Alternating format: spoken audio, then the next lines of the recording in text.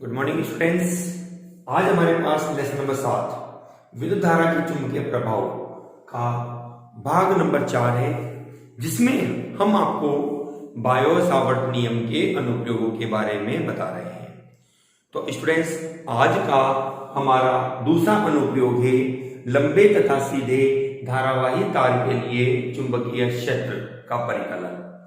Students, video को आगे बढ़ाने से पहले, जैसा कि हमारा क्विज कंपटीशन इस ग्रुप में रहता है, जिसमें हमारी लास्ट वीडियो में हमने पार्ट 3 में आपसे 3 सवाल पूछे थे। पहले सवाल हमारे पास था कि यदि आवेश नियत चाल से गतिमान रहता है तो उसके द्वारा किस प्रकार का क्षेत्र उत्पन्न होता है।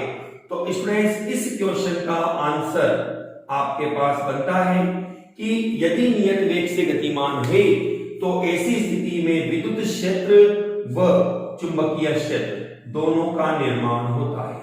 ठीक है स्टूडेंट्स। क्वेश्चन नंबर 2, विद्युत क्षेत्र का सीजीएस पद्धति में मात्रक लिखिए। स्टूडेंट्स, मात्रक पूछा गया है सीजीएस पद्धति। ठीक है, यदि आपसे एमकेएस या एसआई पद्धति के लिए बोलता तो हम यहां पर चुंबकीय क्षेत्र का मात्रक टेस्ला लिखते। ठीक, तो लेकिन सीजीएस में इसका मात्रक स्टूडेंट्स बनेगा मैक्सवेल प्रति सेंटीमीटर स्क्वायर। ठीक है स्टूडेंट्स, ये आपके पास इसका सीजीएस पद्धति का आंसर बनता है। ओके, चलिए नेक्स्ट सवाल हमारा था, एक टेस्ला में कितने गाउस होते हैं। तो जैसा कि हमने हमारी वीडियो में बताया भी था स्टूडेंट्स, टेस्ला एक बड़ा मात्रक होता है जिसको छोटे मात्रकों के फॉर्म में लिखते हो तो इसको 10⁴ गॉस के बराबर लिखा जा सकता है, जिसके आधार पर हम कहते हैं कि एक टेस्ला में 10⁴ गॉस होते हैं। ये स्टूडेंट्स हमारे क्विज के क्वेश्चन के आंसर थे। कई स्टूडेंट्स ने इसके जवाब दिए और जिन स्टूडेंट्स ने जवाब नहीं दिए, हम आशा करते हैं उनसे कि वह भी जवाब दें, ताकि वह भी अपने आईक्यू लेवल को चेक करें कि उन्होंने कितना पढ़ा है और उनको कितना याद है। ओके स्टूडेंट्स, वीडियो को कंटिन्यू पूरा देखिए, लाइक शेयर और कमेंट अवश्य करते रहिए। स्टूडेंट्स, अब हम हमारे टॉपिक अनुप्रयोग नंबर 2 लंबे तथा सीधे धारावाही तार के लिए चुंबकीय क्षेत्र का परिकलन करते हैं। स्टूडेंट्स, हम इस चीज को हटा देते हैं यहां से। हमारे पास जो टॉपिक है उसमें हमने ये कहा कि एक धारावाही तार जिसका मध्य बिंदु O आपके पास है, इस मध्य बिंदु O से D दूरी पर एक बिंदु P दिया गया है, जहां आपको चुंबकीय क्षेत्र का मान ज्ञात करना है। तो स्टूडेंट्स, बायो-सावर्त के नियम का यहां उपयोग करने के लिए हमने इस तार को अल्पांश में विभक्त कर दिया, जिसका एक अल्पांश हमारे पास है जिसकी लंबाई है dl। इसमें धारा I प्रवाहित की गई है। ओके, चलिए अब बायो-सावर्त जैसे कहता है कि अल्पांश से अभिष्ट बिंदु P की दूरी यह, हमने इसको r मान लिया। यहां हमने कहा कोण बनता है फाई इस बिंदु के साथ, अल्पांश के साथ ये कोण बना रहा है फाई। लेकिन यदि स्टूडेंट्स हम इस पूरे अल्पांश को बिंदु P से मिला देते हैं यह इस तरह से, तो इसके द्वारा भी एक कोण का निर्माण होता है अल्पांश कोण के रूप में, जिसको हमने लिख दिया d फाई। ठीक है स्टूडेंट्स, चलिए हम हमारे नियम का यहां उपयोग करना चाहते हैं। हमने कहा बायो-सावर्त के नियम से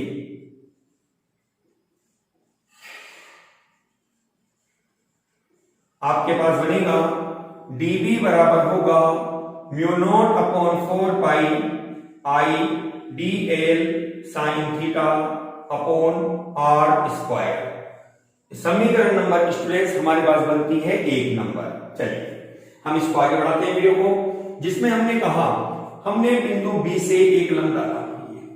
लंब डालते हैं तो ये एंगल 90 डिग्री का और ये एंगल आपके पास थीटा है स्टूडेंट्स। ओके, चलिए तो हमारे पास 2 कंडीशन बनती है स्टूडेंट्स। यहाँ पे त्रिभुज नाम दिया हमने BAC, त्रिभुज BAC में आपको बनता है साइन थीटा बराबर लाल बटे कक्का ए बी बटे ए सी, जिसको आप बीसी,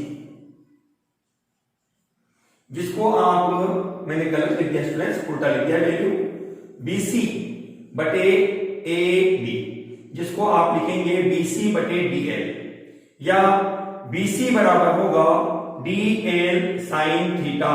समीकरण नंबर हमने दिया 3 नंबर। स्टूडेंट मैं करना क्या चाहता हूं, मैं ये चाहता हूं कि यहां से डीएल साइन थीटा को हटाना चाहता हूं। बस आप इस चीज को ध्यान में रखते हुए 2 नियम काम में लें, बीसी बराबर डीएल साइन थीटा के रूप में। एक आप देखते हैं कि केंद्र पर आपने यहां बिंदु P पर आपने चाप बनाया है, जिसको हमने बीसी का नाम दिया है, और हम जानते हैं चूंकि चाप बराबर होता है, चाप बराबर या यूं कह दीजिए आप कोण बराबर, आपको कोण से फॉर्मूला याद है, कोण बराबर चाप बटे त्रिज्या होता है। आपके पास कोण बनता है डी फाई,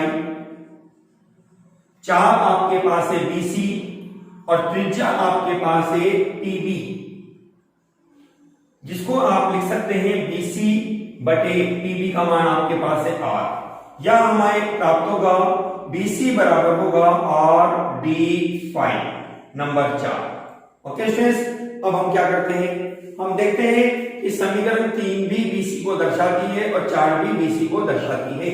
तो हमने कहा समीकरण 3 व 4 से, ठीक है, इस प्रकार से हमें मिलेगा डी एल साइन थीटा बराबर होगा आर डी फाई, जिसको हमने नंबर दिया समीकरण नंबर 5। ठीक है स्टूडेंट्स, अब हमें करना क्या रहा कि समीकरण 1 में डी एल साइन थीटा की जगह हम आर डी फाई रख देते हैं।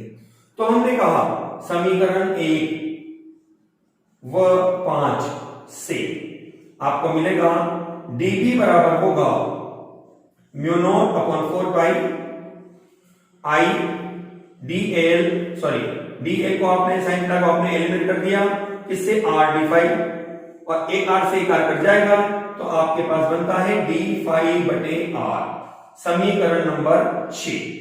ठीक है स्टूडेंट्स, यहां तक हमने एक रिलेशन को फाइंड आउट कर लिया, जिसके आधार पर dB बराबर बनता है mu naught upon 4 pi I d phi upon R. अब देखिए स्टूडेंट्स, मैं यहां पर पुनः आर को हटाना चाहूंगा, क्योंकि मेरे पास समाकलन करके परिणामी चुंबकीय क्षेत्र या नेट चुंबकीय क्षेत्र मुझे ज्ञात करना है।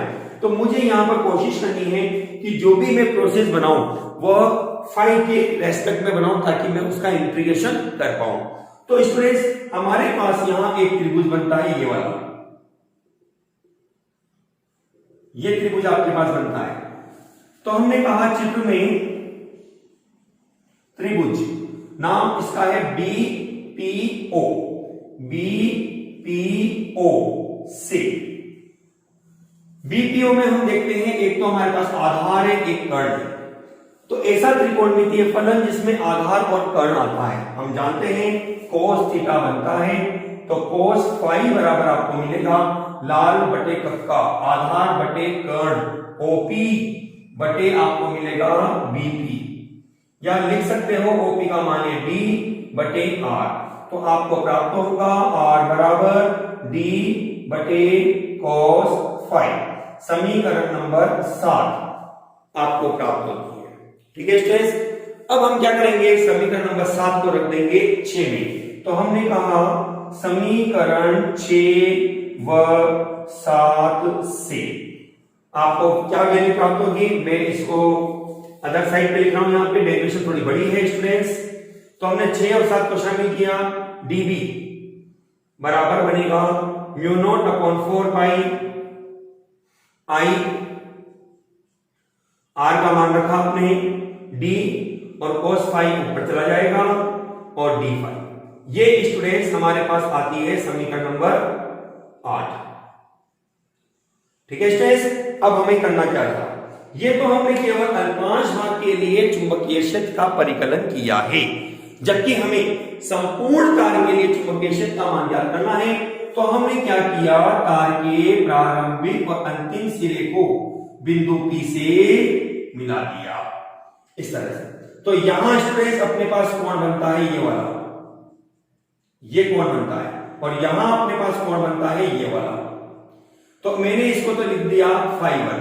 आप यूं याद रखो कि ये मूल बिंदु O है, जिसके ऊपर की स्थिति को पॉजिटिव और नीचे की स्थिति को हमने नेगेटिव लिया है, और ये हमारे पास बन जाता है φ1। तो ये एंगल अपने पास बन जाएगा नेगेटिव के रूप में। ओके स्टूडेंट्स, तो हमने कहा यहां पे इसलिए संपूर्ण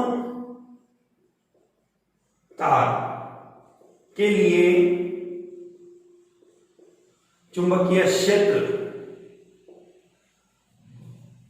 समाकलन dB बराबर समाकलन mu naught upon 4 pi I बटे d cos फाई और d फाई।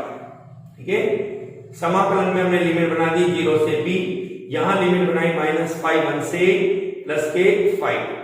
चलिए अब हम इसका समाकलन करेंगे। dB का समाकलन करने के बाद लिमिट रखते हैं, तो b हमें मिलेगा mu naught I upon 4 pi d, एक कांस्टेंट के रूप में है। आपको समाकलन करना है -φ1 का φ2 से लेकर cos फाई का d फाई। ठीक है स्टूडेंट्स, जिसका मान आपको मिलेगा, मैं मान लिख देता हूं इसका, mu naught I upon 4 pi d, cos phi का समाकलन होगा sin फाई, लिमिट आपके पास होगी -φ1 से प्लस के फाई। ठीक है, तो b बराबर आपको प्राप्त होगा mu naught I upon 4 pi d, आप पहले कुछ सीमा रखेंगे sin φ2 माइनस sin -φ1, और हम जानते हैं चूंकि sin माइनस थीटा बराबर होता है माइनस के sin थीटा, तो आपको मिलेगा b बराबर mu naught I upon 4 pi d sin φ2 minus plus हो जाएगा और sin φ1। ठीक है स्टूडेंट्स, हम इसको ब्रैकेट में बंद करके और इसको हम एक इक्वेशन नंबर दे देते हैं, इक्वेशन नंबर 9। ठीक है स्टूडेंट्स, इस तरह से हमने एक लंबे तथा सीधे धारावाही तार के लिए चुंबकीय क्षेत्र का परिकलन किया है। दोबारा से मैं थोड़ा इसको रिपीट कर देता हूं स्टूडेंट्स। हमने कहा एक लंबा तथा सीधा धारावाही तार है जिसमें I धारा प्रवाहित की गई है, जिसके मध्य बिंदु O से D दूरी पर एक अपिष्ट बिंदु P दिया गया है, जहां हमें चुंबकीय क्षेत्र ज्ञात करना है, लेकिन बायो सावर्त के नियम से। तो हमने एक अल्पांश भाग की कल्पना करी जिसकी लंबाई dl है, और इस अल्पांश भाग के द्वारा बिंदु P पर कोण बनता है d फाई। हमने कहा अल्पांश की बिंदु P से दूरी है r। ठीक है स्टूडेंट्स, तो हमने यहां पर इस बात को यूज में लेते हुए कहा कि बायो सावर्त के नियम से dB बराबर होगा mu naught upon 4 pi I dl sin theta upon r square. आपने चित्र में ट्रायंगल यूज में लिया BAC, आपने लंब डाला, 90 डिग्री का कोण है, मतलब कि ये तो लंब होगा और ये कर्ण बनेगा, तो लाल घटक का BC बटे AB या BC बटे DL। तो BC बराबर आपको मिलेगा DL sin थीटा। आप लिख सकते हैं एक और फॉर्मूला, कोण बराबर होता है 4 बटे त्रिज्या। ठीक है, d फाई बराबर BC बटे PB या BC बटे R। तो R BC बराबर हो जाएगा R d फाई। ये दोनों वैल्यू बराबर है, दोनों को बराबर कर दिया हमने, और समीकरण 5 को हमने रख दिया समीकरण नंबर 1 में। तो आपके पास बनेगा dB बराबर mu naught upon 4 pi I d phi upon R। Okay students, अब आपको करना क्या रहा, R को रिप्लेस करना है, तो आप ट्रायंगल यूज में लीजिए BPO। इसमें आपको मिलता है आधार और कर्ण, हमने cos फाई लगाया, cos फाई बराबर आधार बटे कर्ण d बटे r, या r बराबर d बटे cos फाई। ठीक है, जिसको हमने 6 और 7 को शामिल किया, जिसके आधार पर हमें प्राप्त होगा dB बराबर mu naught upon 4 pi I बटे d cos फाई और d फाई। ओके, अब हम चूंकि संपूर्ण तार के लिए चुंबकीय क्षेत्र का परिकलन करना चाहते हैं, तो हमने क्या किया कि तार के दोनों सिरों को हमने अभिष्ट बिंदु P से मिला दिया। ऐसी स्थिति में हमारे पास पहले प्रारंभिक स्थिति के रूप में φ1 और दूसरी स्थिति के रूप में φ2, कोई दिक्कत नहीं है। यदि आप φ1 को आप ऊपर ले लो, φ2 को नीचे ले लें, लेकिन नीचे वाले कोण को नेगेटिव मानते हुए चलना है आपको, क्योंकि हम ये स्थिति मानते हैं ये मूल बिंदु O की स्थिति है। ऊपर की स्थिति को हम पॉजिटिव और नीचे की स्थिति को हम नेगेटिव ले रहे हैं। ओके, तो इस घटना के आधार पर आपके पास बनेगा sin φ2 माइनस sin माइनस के φ1, सॉरी लिमिट नहीं रखी आपको, माइनस के φ1 से φ2 mu naught upon 4 pi i upon d cos phi d phi। ठीक है, mu naught i upon 4 pi d बाहर, समाकलन करना है हमें cos phi d phi का, जिसका समाकलन बनता है sin phi। सर्वप्रथम हम रखेंगे उच्च सीमा φ2 माइनस निम्न सीमा माइनस के φ1।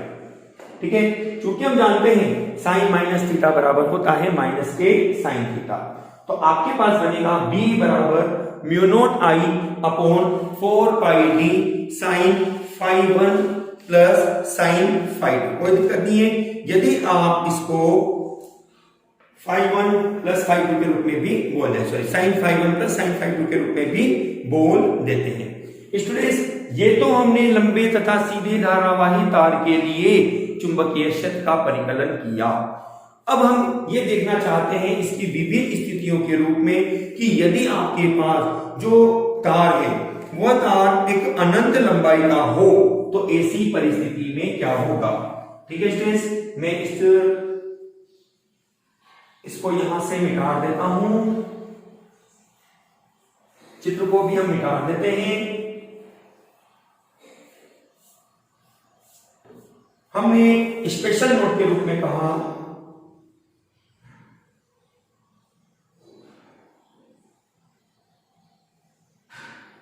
यदि तार अनंत लंबाई का हो तो, ध्यान से सुनिए, ध्यान से समझिए। ठीक है, देखिए जैसा कि हमने कहा ये तार अपने पास था, मध्य बिंदु O ये था, D दूरी यह थी, बिंदु P यहां था आपके पास। अब स्टूडेंट तार अनंत है, यहां तार अनंत को बनाने के लिए आप डॉटेड लाइन बना दीजिए। हमने बायो-सावर्ट के नियम के आधार पर हमने पढ़ा है चूंकि B बराबर होता है mu naught I upon 4 pi d sine φ1 plus sine φ2। ठीक है स्टूडेंट्स, अब आपसे ये कहना चाहता है कि तार की लंबाई अनंत है, मतलब कोई उसकी लंबाई एक सीमित नहीं है, अनंत स्थिति है। तो जब हम अनंत स्थिति को बिंदु P से मिलाते हैं तो बिंदु P से मिलाने की स्थिति में ये देखो कहां मिलेगा हम नहीं जानते। हमने यहां पर स्थिति को दर्शाया कि यह एंगल आपके पास बनता है π/2 के रूप में, क्योंकि स्टूडेंट्स जैसे जैसे ये एंगल बढ़ेगा तो ये 90 डिग्री की ओर अग्रेसित होगा और आपके पास कंडीशन बनेगी एंगल कौन सा π/2 के रूप में। ये बिंदु P आपके पास है। तो अपन ये चित्र से देखते हैं इस घटना को कि यहां आपके पास φ1 बराबर φ2 बराबर बनता है π/2, तो आपको मिलेगा साइन φ1 बराबर साइन φ2 बराबर साइन 90 डिग्री बराबर 1 होता है। इसलिए B बराबर आपको प्राप्त होगा mu naught I upon 4 pi d 1 plus 1। B बराबर मिलेगा mu naught I upon 2 pi d। ये स्टूडेंट्स आपके पास अनंत लंबाई के धारावाही तार के लिए चुंबकीय क्षेत्र का मान है, जिसका उपयोग करके आप अनंत लंबाई के धारावाही तार के लिए चुंबकीय क्षेत्र का मान यहां पर आसानी से ज्ञात कर सकते हैं। स्टूडेंट्स, अभी तक हमने इस चीज को नोट किया कि हमारे पास अनंत लंबाई के धारावाही तार के लिए चुंबकीय क्षेत्र का मान क्या होगा और हमने उसका आवश्यक सूत्र भी व्युत्पन्न किया, जिसमें हमें प्राप्त होता है mu naught I upon 2 pi d। ध्यान रखिएगा स्टूडेंट, सवाल में यदि आपको न्यूमेरिकली क्वेश्चन में अनंत शब्द दिखता है तो आपको इस तरह के फॉर्मूले का यहां उपयोग करना होगा। अब स्टूडेंट्स, जैसा कि हमने कहा आपको हमारा क्विज कंपटीशन, हमारा ये टॉपिक पूरा होता है, लेकिन अभी मैं इस टॉपिक को पूरी तरह से कंप्लीट आपको नहीं बोलूंगा, क्योंकि इसकी नेक्स्ट वीडियो में मैं इससे संबंधित कुछ एग्जांपल्स और इसी पॉइंट की कुछ विशेष स्थितियों के बारे में आपको पढ़ाऊंगा, जो कि एक डिफरेंट कंडीशंस आपके पास बनेगी और कुछ न्यूमेरिकली क्वेश्चन भी आपके पास यहाँ पर बनेंगे, जिनको हम यहाँ हमारी इस वीडियो में सोल्व करेंगे। ठीक है स्टूडेंट्स, अब हमने चुंबकीय क्षेत्र का अनंत लंबाई के लिए चुंबकीय क्षेत्र का सूत्र हमने व्युत्पन्न कर लिया। दो कंडीशन अपने को प्राप्त होती है। जनरल कंडीशन के रूप में अपने पहले पढ़ा था B बराबर mu naught I upon 4 pi d sin phi 1 plus sin phi 2। अब हमने विशेष केस लगाया जिसमें हमारा आज का पहला केस था तार अनंत लंबाई का हो, तो B बराबर बनता है mu naught I upon 2 pi d। अब इससे संबंधित और भी क्वेश्चन जो मैं विशेष स्थितियों के रूप में अपनी इस पार्ट नंबर 5 में मैं यूज में लूंगा, ठीक है, जिसके लिए आप वेट करिए, कमिंग सून आपका वीडियो रहता है। अब मैं अपने क्यूज के क्वेश्चन यहां पर आपके पास पूछता हूं, क्यूज क्वेश्चन आपके पास। पहला क्वेश्चन स्टूडेंट्स आपके पास है क्वेश्चन नंबर 1 के रूप में, एम्पियर किस भौतिक राशि का मात्रक है? किस भौतिक राशि का मात्रक है? ठीक है स्टूडेंट्स, क्वेश्चन नंबर 2 आपके पास है चुंबकीय क्षेत्र किस प्रकार की भौतिक राशि है? किस प्रकार की भौतिक राशि है? और अंतिम सवाल आपके पास है स्टूडेंट्स, चुंबकीय क्षेत्र की विमा लिखिए।